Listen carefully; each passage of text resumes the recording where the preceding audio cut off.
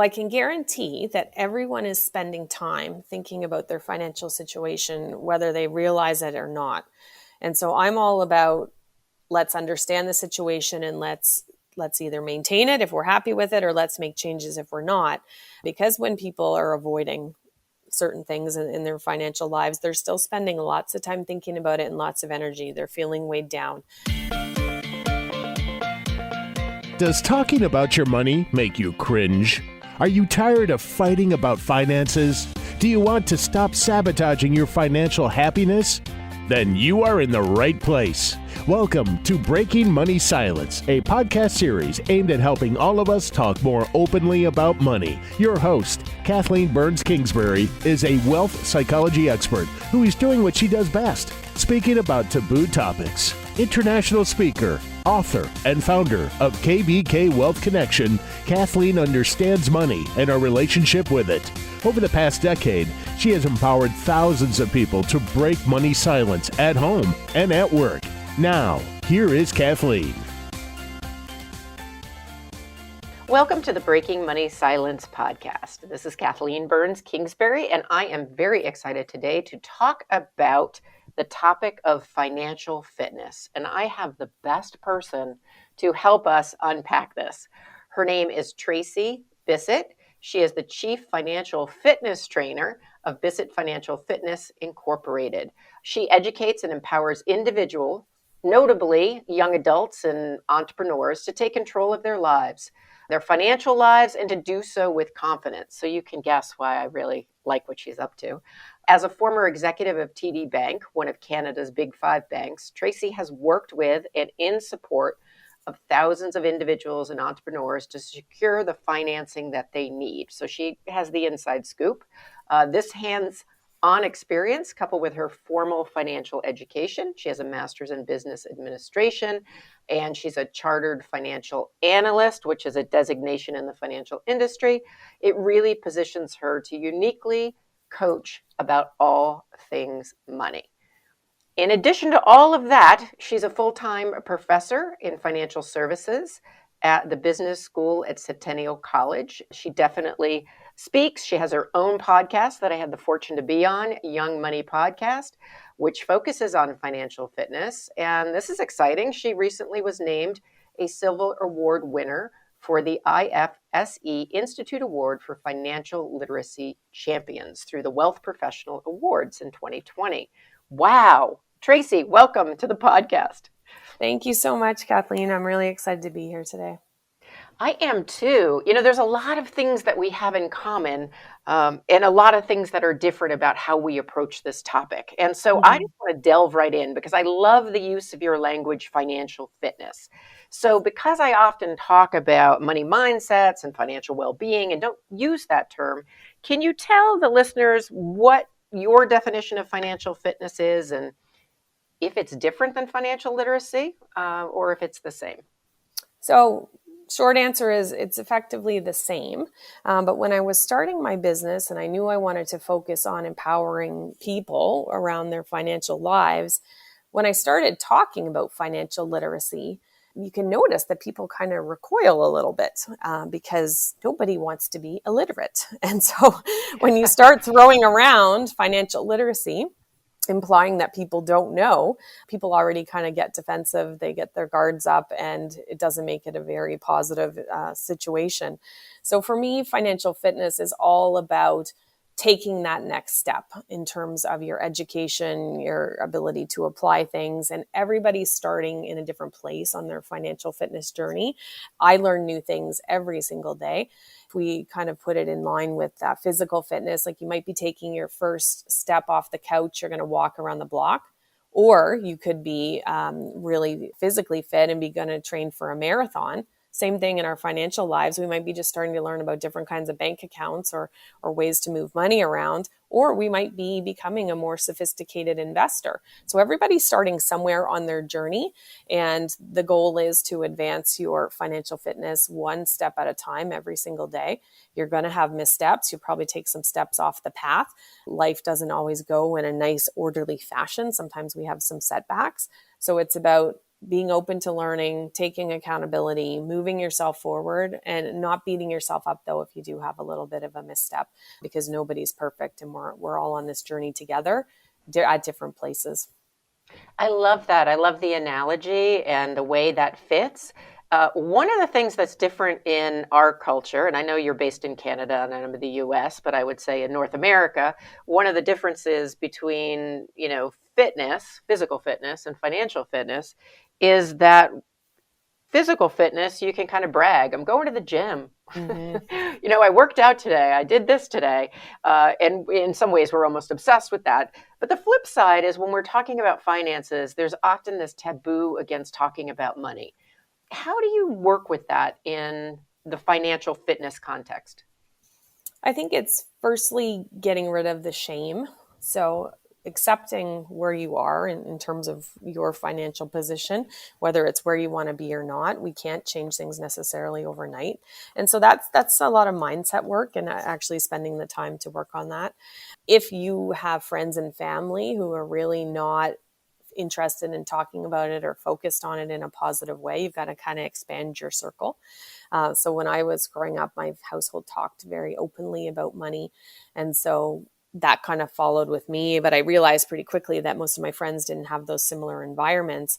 And so people know that in my house we do. So sometimes people ask me questions, and definitely now, since I've started Bissett Financial Fitness, they absolutely do. No matter where I am, people are always asking me my take on something. And sometimes I have an opinion, sometimes I don't know, because I'm always learning. But it's about opening your mind to it, getting around the right people, and then being committed to making a change in your own life. And we can't tackle everything at once. So the shame is going to stay. It takes a lot of time to kind of rewire the brain and start new habits. But if we can make it a priority in one of our goals in our lives, then we can keep moving things forward and improve our situation. So what's interesting to me is you grew up in a house where there wasn't money shame. What do you think, what do you think kind of mom and dad did right in that regard? So my dad was a banker, commercial lender and area leader for commercial lending and personal banking. And so talking about his job allowed us to talk about money. But I remember when we were kids, my mom was a stay-at-home mom. I clearly remember her making a grocery list, sitting down at the kitchen table, figuring out how much were these groceries going to cost, when was payday, when were we going to get those groceries. And when they were doing things related to money, they would involve us. Certainly we didn't know all the details. I knew we had enough money for the things that we needed, but I also knew we didn't have surplus money all over the place. We had one car. We were only getting our groceries, as I said, on like the payday, and they were monitoring a budget, and I knew that they had one. And I think it was that willingness to share with my brother and I what was that like, so that we could learn new skills and habits, because it wasn't the same case in their families, both my mom and dad growing up.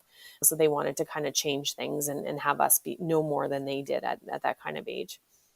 I love that, because I think, parents, anybody listening in, you can do that. You can include your kids at an appropriate level in some of the financial tasks and, talking to them about it, and even having experiential learning, which it sounds like happened in your family. In my family, I remember my dad and I would balance the checkbook together, and it was like this fun activity, as geeky as that sounds, and this special time with dad. So I never really thought that was, I have to balance my checkbook. It was always like, I'm going to hang out with dad. We're going to balance the checkbook. So when I got my own checkbook, when I was 16, 17, whatever age that was, I looked forward to doing that. So I do think that's such a key. And I love that they broke that cycle in your family, and that now you're breaking that cycle for other folks.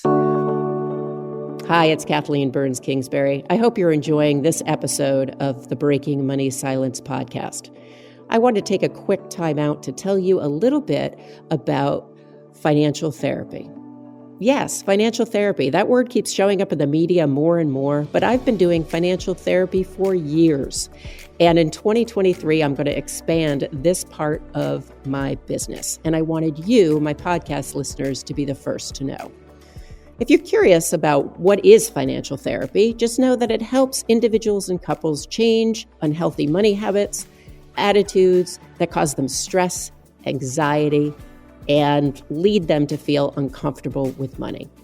If you have trouble making big decisions, if you find that you're shopping too much, carrying too much debt, worrying about money, even though you shouldn't be worrying about money because there's enough in the bank, it may be time to consider financial therapy.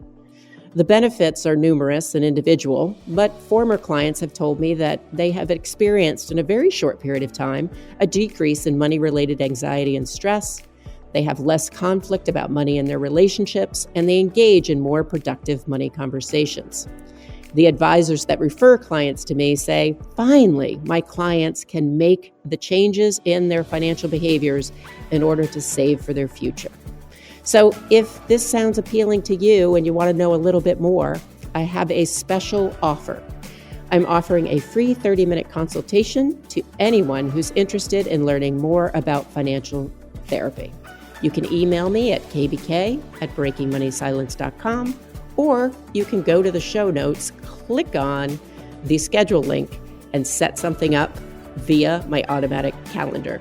If you're listening to this not on my website and you find that I don't want to do that, I would rather just reach out to you directly. Feel free to use my private email at kbk@breakingmoneysilence.com and shoot me an email letting me know you'd like to take advantage of this time-limited offer. So my hope is we'll chat about financial therapy soon. And now it's time to get back to our regular programming. Some people may say, well, you know what? I don't really want to spend time and energy focused on my financial fitness. I got a lot of other stuff going on. In your opinion, why is it worth investing the time and energy? And then potentially, some of these, whether it's coaching, whether it's a group program, whether it's, working with an advisor, costs money. So why is it worth it? Well, I can guarantee that everyone is spending time thinking about their financial situation, whether they realize it or not. And so I'm all about, let's understand the situation and let's either maintain it if we're happy with it, or let's make changes if we're not. Because when people are avoiding certain things in their financial lives, they're still spending lots of time thinking about it and lots of energy. They're feeling weighed down. And I know when people ask me questions and they get some answers they're happy about, when they're able to actually move things ahead, you can visibly see almost this weight lift off their shoulders. You can see the stress dissipating. And so whether you realize it or not, everybody who's listening has got this on their mind. So it's taking up time, energy, space in their lives, which can then impact physical health, can impact all your relationships. So why not use that time in a positive, productive way? Depending, as you said, if you're going to be paying for something, that will help accelerate the process. And we have no shame when it comes to other things in our lives getting help. If my furnace breaks, if something happens to my toilet, I'm going to call professionals to come and fix it. And there's no shame in that. So it's something that we don't have a skill for. And there's no reason to think that you necessarily would. All of the school systems are still doing a poor job at educating young people. When you become an adult, there's no further training. So if we can think about it as getting the support we need and accelerating us getting to a good place, I think that kind of reframes it. But we're spending the time anyway, so let's make it a positive experience. Let's move the needle forward as opposed to spinning our wheels kind of in the same old situation and not having any solutions or not moving forward. It is so surprising that in 2023, that still school systems are not incorporating this on a regular basis in their curriculum. Yeah, it's pretty poor. So we have the same situation in Canada. I know you've got it in the US, and it's more important than some of the other things that might be taught at school. And it really boggles my mind. Yeah, and I do think it has to do with the money shame, and there's all sorts of layers there that we're not going to unpack today. But one of the things that I really like about what you're up to is you do work with a lot of millennials and a lot of entrepreneurs. I know some other groups as well. But when you think about, both of those groups, or maybe it's a millennial that is an entrepreneur, when you think about them as a group or as a generation, what do you think the biggest mistake is that they're making based on, in terms of financial fitness, or my term, financial well-being? I would say the biggest mistake I see across everybody I work with is wanting to skip over the basics. So every young adult that I work with, they want to jump to investing. So that's where they want to start. What's cryptocurrency, right? Yeah, pretty much. So how can I do investing? Well, okay, number one, do you know how much money you make? Like, let's start with the basics. Like, how much is your paycheck? Are you eligible for bonus? Do you have any benefits at work? Things like that. So trying to leap over the basics and have that make sense, because people think it sounds sophisticated and really glamorous to be investing. Let's get ourselves knowledgeable about the facts. Let's see if we're leaving any money on the table, particularly if we're employed with a larger corporation where there's tons of benefits, either in savings for us or actually money available to us. But let's figure out how much money is coming in, how much is going out, and what's our situation. And then we can see if we've got debt, are we going to pay down debt? Do we have some money left over? Let's learn about investing, but let's get a true understanding of where we are. And business owners do it as well. It's very common. People feel like they're taking kind of baby steps if they start with the basics, but you can't move forward confidently without a solid foundation. So you've got to start at the beginning. It's so interesting that people jump right there. Generationally, do you think, and you may not know, but do you think the older generation, like your parents or my parents, would have come in and said, we need to focus on investing? I feel like they would have focused on the basics. Yeah, I think so as well, because they also didn't have as much knowledge about investing, and social media wasn't a thing, so they weren't seeing it advertised all over the place. There weren't influencers out there pushing different products and types of investments. So I think it is now marketed, and so people are susceptible to marketing, and so it's really top of mind. But the danger in that is that you step over the basics, and you can't really do much if you don't have the foundation.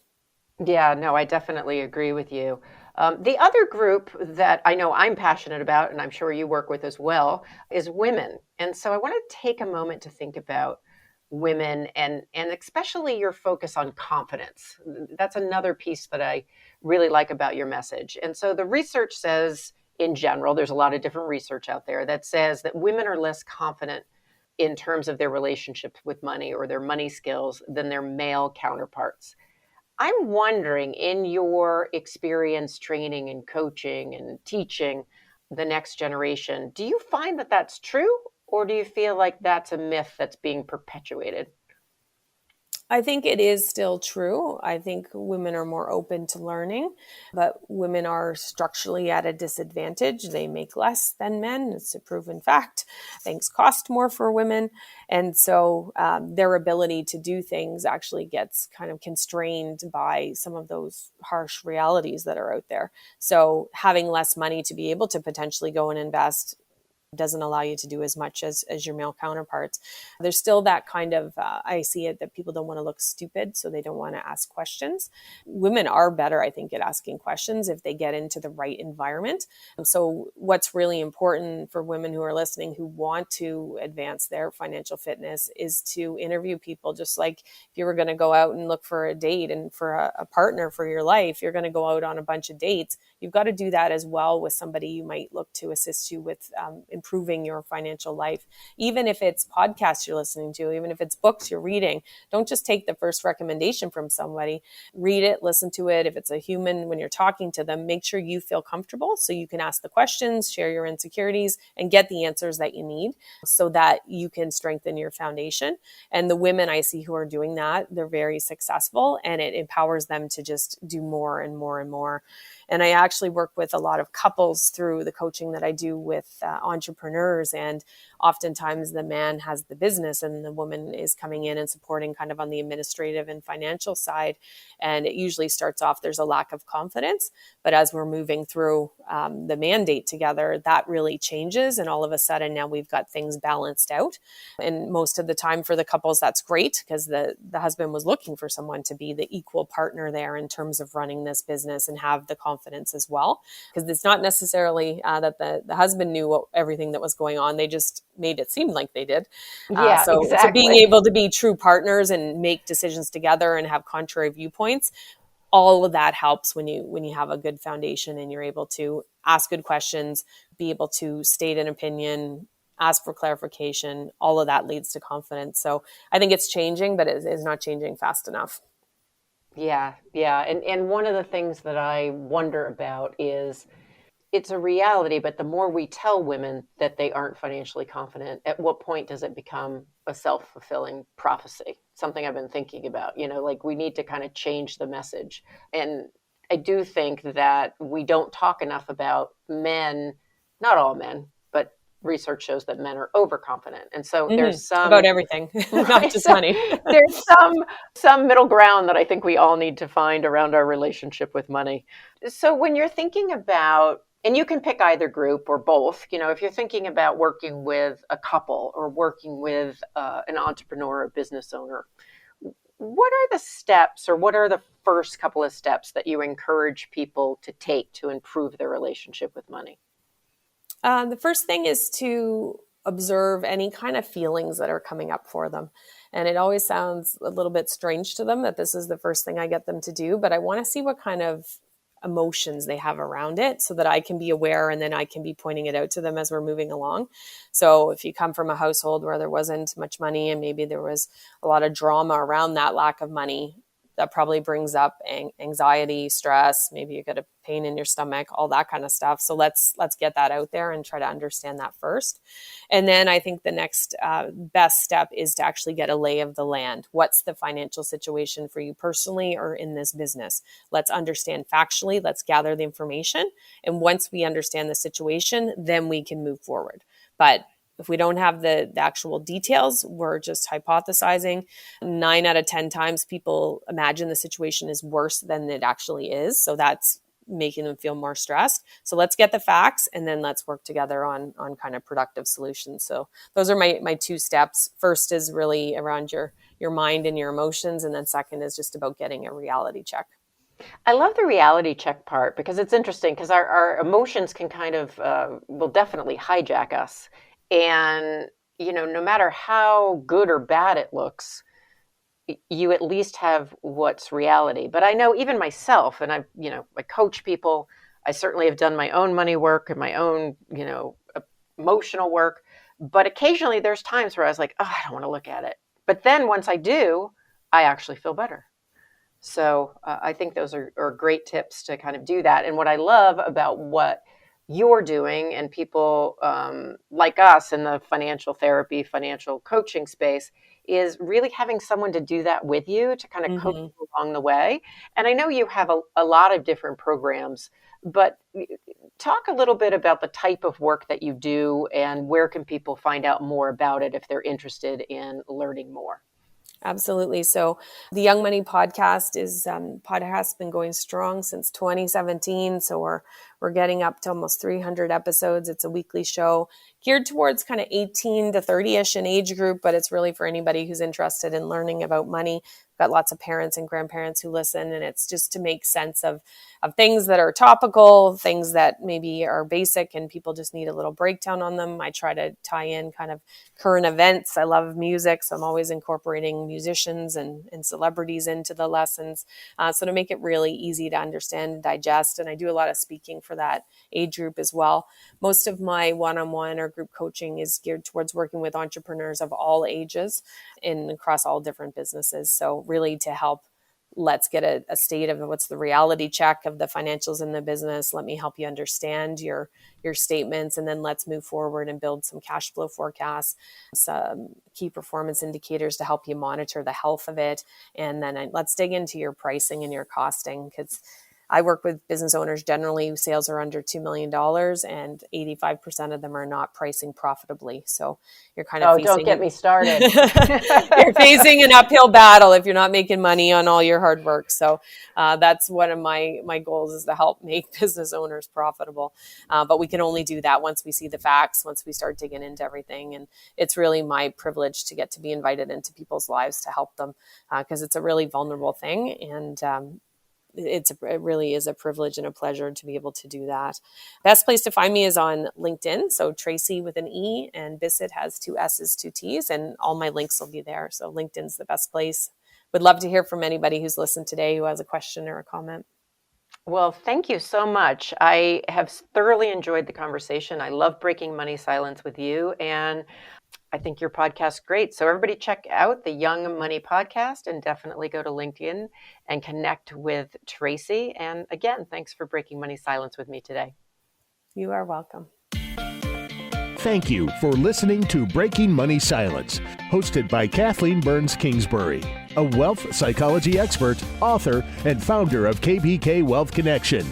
If you like what you heard today, be sure to subscribe on iTunes or your favorite podcast app and leave a review. Also, share this episode with your friends and family. It is a great way to get the conversation started. For more money talk tips and information, or to hire Kathleen to speak at your next event, go to www.breakingmoneysilence.com.